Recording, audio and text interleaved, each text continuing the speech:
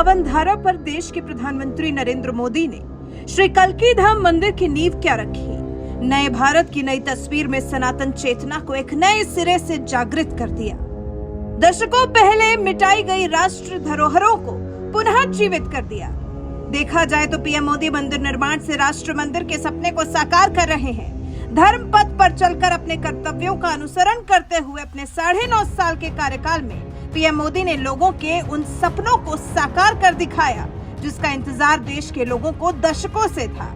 इसी कड़ी में जन जन को अध्यात्म की शक्ति से रूबरू करा रहे आनंद धाम के पीठाधीश्वर आध्यात्मिक गुरु सदगुरु श्री रितेश्वर महाराज की 23 साल बाद संभल की धरती पर पुनः पीएम मोदी से भेंट हुई। दोनों के बीच हुई इसी वार्तालाप के बाद सदगुरु श्री रितेश्वर महाराज ने पीएम मोदी को दैवीय शक्ति का रूप बताकर ऐसी क्या भविष्यवाणी कर दी जिस कारण विपक्षी पार्टियों के पैरों तले जमीन खिसक गई। देखिए सदगुरु ने क्या कुछ कहा।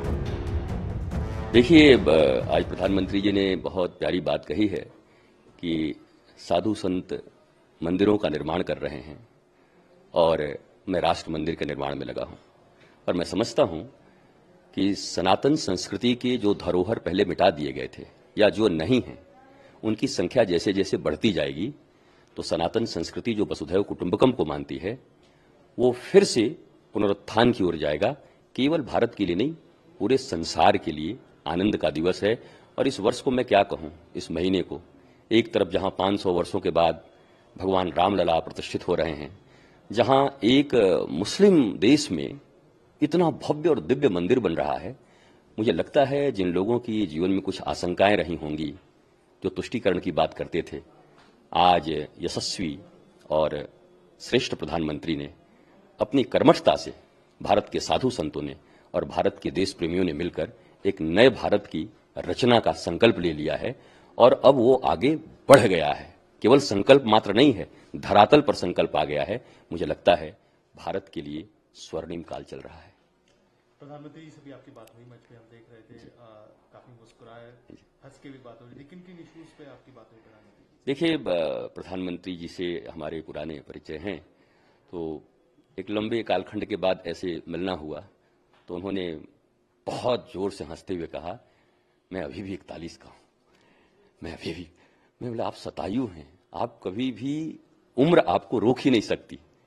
और इतने प्रसन्न हुए, इतने आह्लादित हुए। प्रधानमंत्री जी को हमने 2,51,00,000 माला जप करके मैंने रखा था भगवान के नाम का, मैंने आज समर्पित किया। उन्होंने ऐसे करके धन्यता का बोध ग्रहण किया। वो बड़े आह्लादित थे, बड़े प्रसन्न थे देखते के साथ।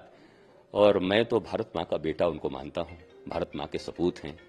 मैं ऐसा जानता हूं कि दैवीय शक्ति नहीं, बल्कि भगवान श्री कृष्ण ने गीता में स्वयं ये कहा है कि मनुष्यों में राजा मैं हूं।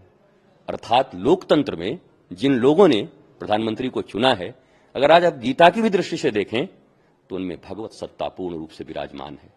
और वो पूर्ण भगवत सत्ता के रूप में भारत के मंगल के लिए, भारत के विश्व गुरुत्व के लिए काम कर रहे हैं। प्रधानमंत्री जी ने बोला, मंच से भी बोला कि जो जिस तरीके से सुदामा को चावल देने वाली बात कही थी, तो क्या कहना चाहेंगे उस पर आप? प्रधानमंत्री जी ने आज की स्थिति पर, जहां संवेदनहीनता बढ़ी है, संवेदनशीलता कम हो गई है, वो ग्रामीण परिवेश, वो पारिवारिक परिवेश, वो सौजन्यता, वो सौहार्दता समाप्त हो रही है, तो उस विषय का उन्होंने उल्लेख किया कि बदलते जमाने में आज अगर कुछ दे दिया होता तो पता नहीं फिर कहां से संज्ञान होता, कहां होता।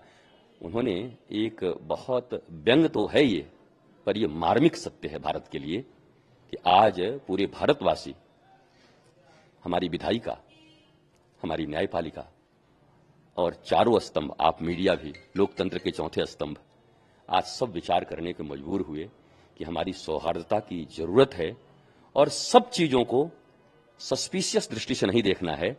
हृदय भी एक चीज है।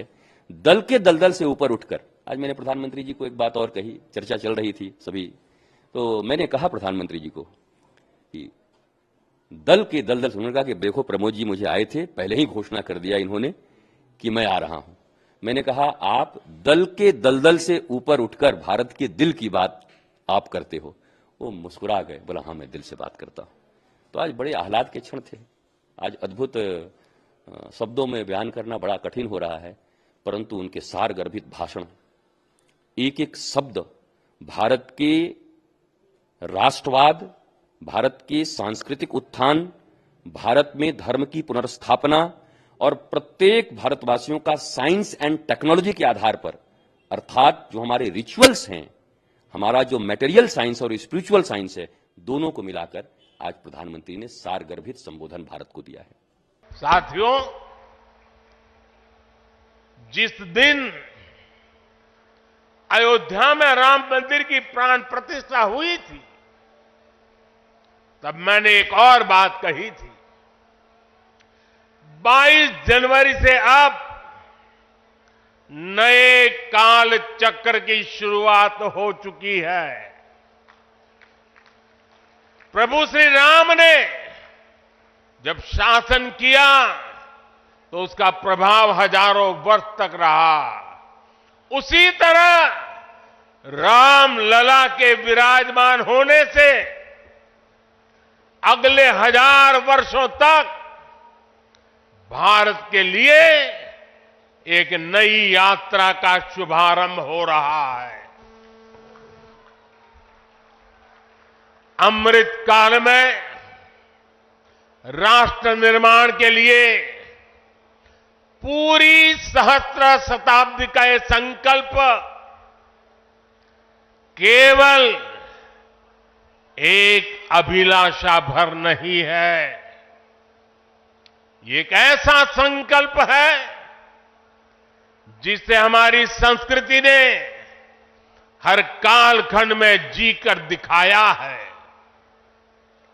भगवान कल्कि के विषय में आचार्य प्रमोद कृष्णम जी ने गहरा अध्ययन किया है। भगवान कल्कि के अवतार से जुड़े कई सारे तथ्य और शास्त्रीय जानकारियां भी आचार्य प्रमोद कृष्णम जी मुझे बता रहे थे। जैसे उन्होंने बताया कि कल्कि पुराण में लिखा है, शंबले वस तस्तस्य सहस्त्र परिवत्सरा, यानी भगवान राम की तरह ही कल्कि का अवतार भी हजारों वर्षों की रूपरेखा तय करेगा।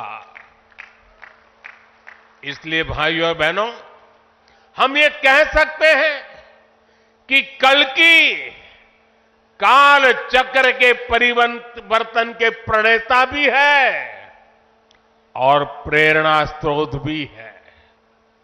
और शायद इसीलिए कल्कि धाम एक ऐसा स्थान होने जा रहा है जो उन भगवान को समर्पित है जिनको अभी अवतार होना बाकी है।